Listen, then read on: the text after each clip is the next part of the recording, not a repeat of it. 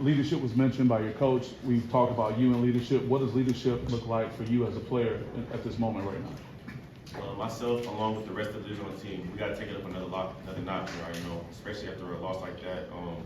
We had too many mistakes, self-imposed mistakes, and when you play against a good team like we did tonight, you can't do that. So we got to clean it up and get back to the drawing board. Thanks, Ryan. Hey, this question is for both you guys. Obviously, a very challenging week amid all those circumstances. How do you think you guys handled this? And looking back at the performance tonight, how much do you think that was a factor in what played out in the field, just in all of this? Yeah, I mean, our team bought in to Coach Barnett. We trust him, fully, and we trust everything he says. I think we had good unity going into this week. I think the guys were bought in. I think everyone was mission focused. We just made too many mistakes, and we're going to go back and watch the film. We're going to learn from it because the best teams, they learn from games like this. We're going to get better. Absolutely, same thing JD said. We definitely were bought in all together under Coach Barnett. We just made too many mistakes tonight, and we played against good teams that capitalized off of that. And that's exactly what happened this evening. This one's for both of you as well. I guess with Coach Antonio being back, what did kind of his presence mean to you guys this week? It's always good to have a great mind like that around, just to help out and give his thoughts on things we can improve and work on. So it's great to have Coach D back in the mix. Second that. Right, Jack.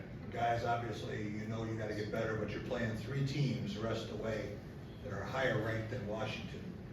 How do you get from where you were today to where you need to be competitive in those games? We treat every game as if it's the biggest game on our schedule, and so we're going to attack each week with our best effort, and we're going to get better each week. We're not looking past anyone. We have a very talented team, and we believe that, and we know that. So we're going to get better. We're going to watch the film and get better. We got Maryland next, and that's where our focus is at. How do you do that? How do you get better in that short turnaround time? It starts with just looking ourselves in the mirror first. When you're a team and you go through a difficult time like this, you got to see what can you do to improve individually and as a team, because we can't worry about what anyone else is doing if we're not doing our stuff right. So from players, coaches, support staff, everyone, there's improvement that needs to be made, and we're going to do that. We have no choice. Yeah, I wonder for both you guys, I guess just how much of this week was there shock and surprise? And like Coach Barnett said, as you move further away from what happened last week, how does it stabilize for you guys? How do you guys as leaders stabilize things for guys? Well, the first day, when it came out, it was a shock to everyone. But after that, we did a great job moving on because we had an opponent to get ready for it, so we couldn't live in the past and start to cry or make excuses because Washington didn't care what was going on with us in our program. So we had to still go out there and prepare for this game. Always keep the main thing the main thing. Right, I'm wondering for both of you guys, just what were you seeing in your teammates' faces in the locker room after a game like that, and what was sort of the general mood in there? Again, a week with a lot of emotions and things involved after a game like that. Just what was going on in the locker room? Just eager to get back out there and get better. Eager to watch the film. Eager to get in tomorrow. Get better as a team. I mean, our team's bought in. This isn't gonna make us worse. It's gonna make us better. We're gonna learn from this and get better. Absolutely. When you face adversity, it's about how you can respond. So myself and the rest of our team, we're challenged with that. So we got to get back to the drawing board, clean things up, and get ready to move forward to next week. Stevie, I'll pass it to you, right? For sure. Hey, it's been a crazy week for you guys, especially with the loss tonight. How are you guys keeping your mindset positive, especially heading into Big Ten play?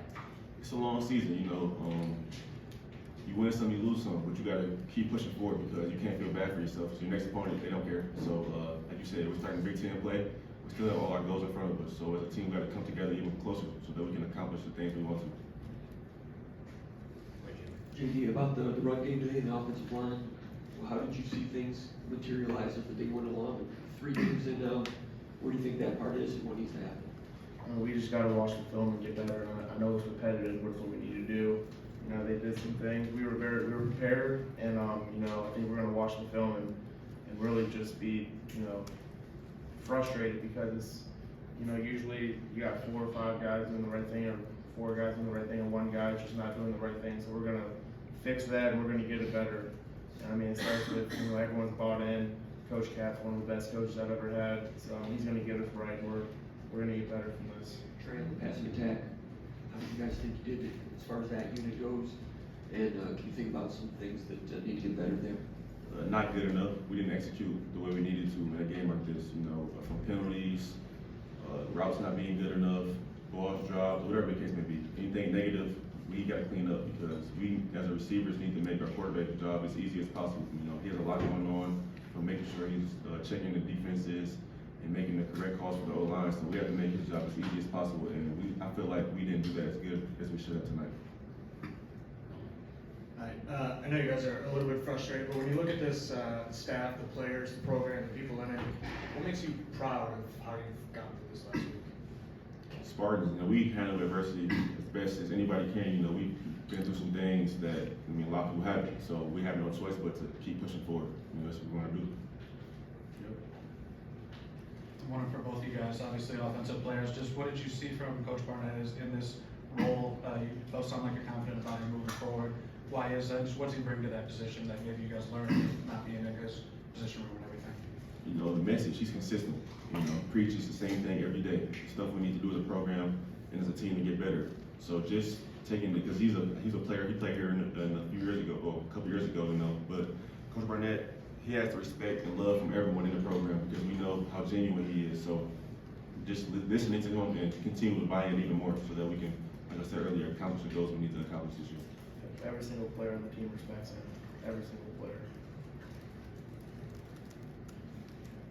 Anything else, guys?